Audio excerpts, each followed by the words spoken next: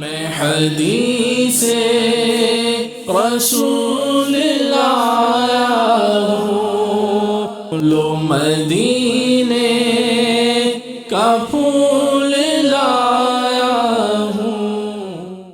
الحمدللہ رب العالمین والصلاة والسلام علی سید المرسلین وعلی آلہ واصحابہ اجمعین، اما بعد فاعوذ باللہ من الشیطان الرجیم، بسم اللہ الرحمن الرحیم۔ پڑھیے الصلاة والسلام علیکہ یا رسول اللہ وعلی آلہ واصحابہ یا حبیب اللہ، الصلاة والسلام علیکہ یا نبی اللہ وعلی آلہ واصحابہ یا نور اللہ صلی اللہ تعالی علیہ وآلہ وسلم۔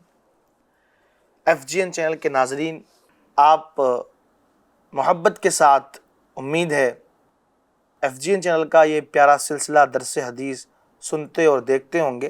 اس سے پچھلے ایپیسوڈ میں ہم نے رمضان کے روزوں کی فضیلت کو بیان کرنے والی حدیث کا ترجمہ اور شرح سننے کی سعادت حاصل کی۔ آج بھی رمضان کے روزوں کی فضیلت کے حوالے ہی سے کچھ حدیثیں اور سننے کی کوشش کریں گے۔ حضرت سہل بن سعد رضی اللہ تعالی عنہ سے مروی ہے، نبی پاک صلی اللہ علیہ وسلم نے فرمایا، جنت میں ایک دروازہ ہے جسے ریان کہا جاتا ہے۔ قیامت کے دن اس دروازے سے روزے دار داخل ہوں گے۔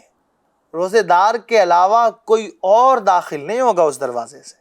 ندا دی جائے گی، روزے دار کہاں ہیں؟ تو روزے دار کھڑے ہو جائیں گے۔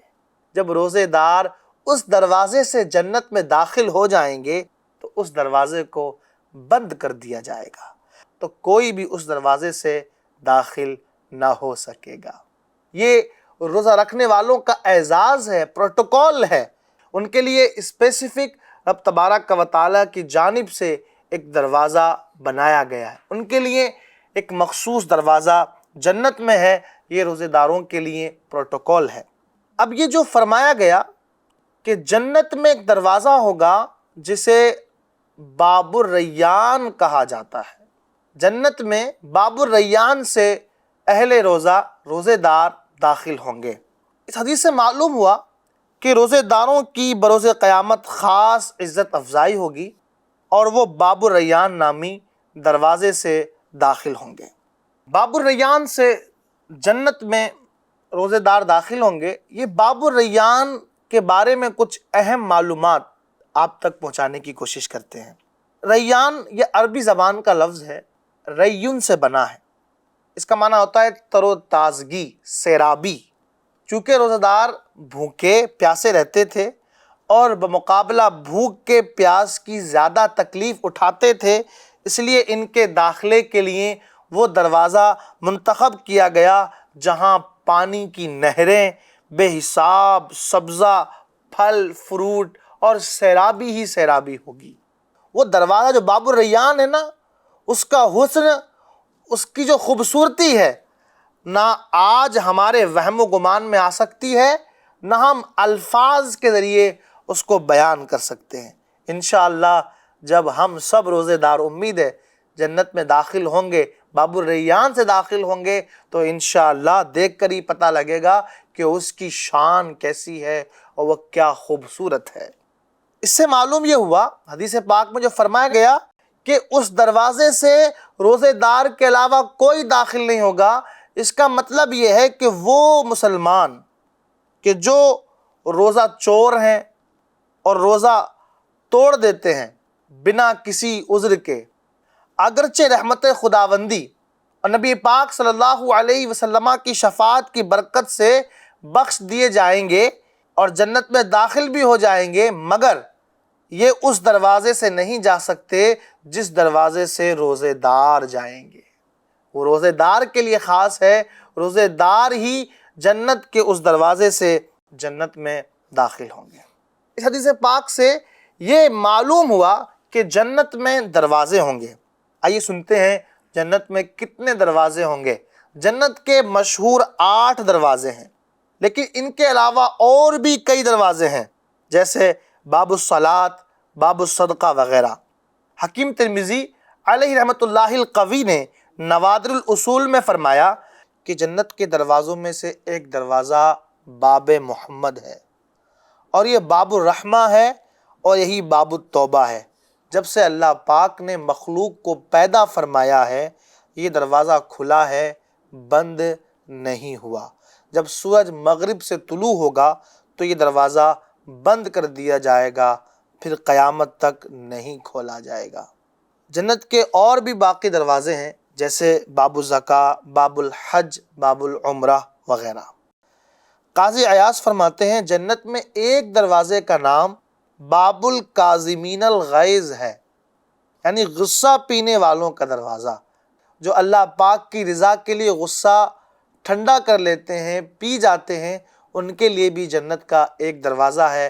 ایک مخصوص دروازے سے وہ جنت میں داخل ہوں گے جس کا نام ہے باب الکاظمین الغیظ۔ ایک باب الراضی ہے، یعنی اللہ پاک کو راضی کرنے والوں کا دروازہ۔ ایک باب الایمن ہے، اس دروازے سے وہ لوگ داخل ہوں گے جن سے حساب نہیں ہوگا۔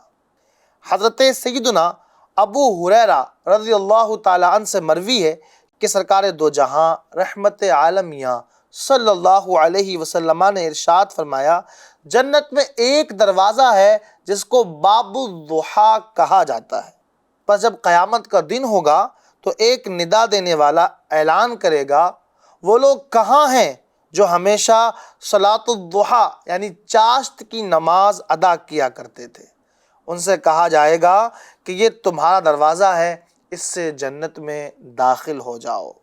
حضرت سیدنا عبداللہ ابن عباس سے مروی ہے کہ نبی کریم صلی اللہ علیہ وسلم نے ارشاد فرمایا جنت میں ایک دروازہ ہے جسے باب الفرح کہا جاتا ہے، اس سے وہی لوگ داخل ہوں گے جو بچوں کو خوش کرتے تھے، بچوں کی دلجوئی کرنے والے۔ دیکھیں ہمارا پیارا مذہب، پیارا دین اسلام کس قدر عمدہ تعلیمات دیتا ہے کہ بچوں کے دلوں کو خوش کرنا یہ ایک ایسی نیکی ہے کہ یہ نیکی کرنے والے کے لیے رب تبارک و تعالی اسپیشل ایک دروازہ عطا فرمائے گا، باب الفرح، جس سے وہ جنت میں داخل ہوں گے۔ لیکن بچوں کو خوشی کرنے کا انداز وہ ہو جس سے اللہ پاک ناراض نہ ہوتا ہو۔ اب اگر بچے گھر میں ڈرامہ دیکھنے کے لیے، فلمز دیکھنے کے لیے، گانے سننے کے لیے کچھ انسٹرومنٹس آپ سے منگائیں اور آپ ان کے دل میں خوشی داخل کرنے کی نیت سے وہ چیز لا کر کے دیں تو یہ اس میں شامل نہیں ہے، اس لیے کہ یہ ایسا کام ہے جس سے اللہ پاک ناراض ہوتا ہے۔ تو بچوں کے دل میں خوشی ایسے کام سے داخل کریں جس سے اللہ پاک راضی ہوتا ہے، تو پھر ان کو اللہ پاک یہ اعزاز عطا کرے گا کہ وہ باب الفرح سے جنت میں داخل ہوں گے۔ بعض ائمہ کے نزدیک باب الذکر اور باب الصابرین نامی دروازے بھی ہیں۔ حضرت سیدنا حسن بصری فرماتے ہیں جنت میں ایک دروازہ ہے جس سے صرف وہی لوگ داخل ہوں گے جنہوں نے کسی کی زیادتی کو معاف کیا ہوگا۔ یعنی اگر کسی نے کسی پر زیادتی کی اور انہوں نے اللہ پاک کی رضا کے لیے اس کو معاف کر دیا تو ان کے لیے بھی رب تبارک و تعالی یہ اعزاز عطا کرے گا کہ انہیں بھی مخصوص دروازے سے جنت میں داخلہ ملے گا۔ علامہ بدر الدین عینی فرماتے ہیں میں نے آپ کو شروع میں عرض کیا تھا مخصوص یوں تو مشہور 8 دروازے ہیں، ان کے علاوہ اور بھی دروازے ہیں جن کا تذکرہ ہم نے ابھی سنا۔ ان سب کے بارے میں تطبیق دیتے ہوئے علامہ بدر الدین عینی فرماتے ہیں جنت کے تمام دروازے ان 8 بڑے دروازوں میں داخل ہیں جن کی 2 چوکھٹوں کے درمیان 500 سال کا فاصلہ ہے۔ جو جنت کے 8 دروازے ہیں ان 8 دروازوں میں سے ہر دروازے کے 2 جو پلو ہوتے ہیں، 2 چوکھٹیں ہوتی ہیں، ان کے درمیان 500 سال کا فاصلہ ہے۔ علامہ بدر الدین عینی فرماتے ہیں جنت کے تمام دروازے ان 8 بڑے دروازوں میں داخل ہیں جن کی 2 چوکھٹوں کے درمیان 500 سال کا فاصلہ ہے۔ اس حدیث پاک سے ہمیں کیا کیا سیکھنے کو ملا، آئیے وہ سنتے ہیں۔ نمبر 1، نبی کریم صلی اللہ علیہ وسلم ہر شخص کے دنیاوی اور اخروی حال سے واقف ہیں، حتیٰ کہ جانتے ہیں کون جنت میں کہاں جائے گا اور کس دروازے سے جائے گا۔ یہی عقیدہ صحابہ اکرام کا بھی تھا۔ تبھی تو آپ نے فرمایا کہ جو روزے دار ہیں وہ باب الریان سے داخل ہوں گے۔ اس کا مطلب یہ ہے کہ آپ کو اس غیب کا بھی علم ہے۔ دنیا میں جس پر جو عبادت غالب ہوگی وہ جنت کے اسی دروازے سے جائے گا۔ وہ روزے دار کا ہر بال اس کے لیے تسبیح کرتا ہے۔ بروز قیامت جب لوگ حساب و کتاب کی سختی میں گرفتار ہوں گے تو روزے دار جنتی نعمتوں سے لطف اندوز ہو رہے ہوں گے۔ جنتی دروازے ریان سے قیامت کے دن صرف روزے دار ہی داخل ہو سکیں گے، یہ بھی اسی حدیث پاک سے معلوم ہوا۔ جنتی دروازے باب الایمن سے وہ لوگ داخل جنت ہوں گے جن سے حساب نہیں ہوگا، جیسے کہ آپ نے حدیث پاک کی شرح میں سنا۔ اللہ پاک سے دعا ہے کہ رب تبارک و تعالی ہمیں بھی ان دروازوں میں سے داخل جنت فرمائے۔ آئیے آج کے سلسلے میں ایک حدیث پاک کو اور شامل کرتے ہیں۔ عن ابی ہریرہ رضی اللہ تعالی عنہ عن النبی صلی اللہ علیہ وسلم قال من صام رمضان ایمانا و احتسابا غفر له ما تقدم من ذنبہ۔ پہلا ارشاد فرماتے ہیں کہ جس نے ایمان اور ثواب کی امید پر ماہ رمضان کے روزے رکھے اس کے تمام پچھلے گناہ معاف کر دیے جائیں گے۔ یہاں تمام پچھلے گناہ معاف کر دیے جائیں گے، اس کا مطلب کیا ہے؟ آئیے سنتے ہیں۔ جو شخص اللہ پاک پر ایمان رکھتے ہوئے اس کے احکام و فرامین کی بجا آوری کرتا ہے، اس کے وعدے کی تصدیق کرتا ہے، اجر و ثواب کی امید رکھتے ہوئے، تو اللہ پاک اس کے پچھلے گناہ معاف فرما دے گا۔ منت المناجی میں ہے جس روزے کے ساتھ ایمان اور اخلاص جمع ہو جائیں اس کا نفع بے شمار ہے۔ دفع ضرر یہ ہے کہ اس کے سارے صغیرہ گناہ اور حقوق اللہ معاف ہو جاتے ہیں۔ غفر له ما تقدم من ذنبہ وما تاخر، اس سے مراد یہ ہے کہ اس کے سارے صغیرہ گناہ اور حقوق اللہ معاف ہو جائیں گے۔ اور اس جملے کی اور بھی توجیحات علماء نے بیان فرمائی ہیں، جیسے کہ منت المناجی کے اندر ہے، اس طرح کے نیک اعمال سے صغیرہ گناہ معاف ہوتے ہیں اور کبیرہ گناہ صغیرہ بن جاتے ہیں، اور جن بندوں کے گناہ ہی نہ ہوں ان کے درجات بلند کر دیے جاتے ہیں۔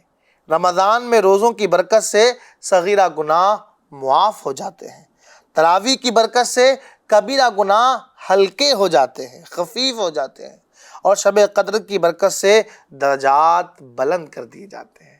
کیا شان والا اور برکتوں والا مہینہ ہے رمضان۔ اللہ پاک ہم سب کو خوب خوب رمضان کی برکتیں اور رحمتیں نصیب فرمائے۔ رمضان کے مبارک مہینے کے روزوں کی فضیلت کے حوالے سے ہم اور آپ احادیث پاک سے ملنے والے موتیوں سے اپنے آپ کو محظوظ کر رہے ہیں۔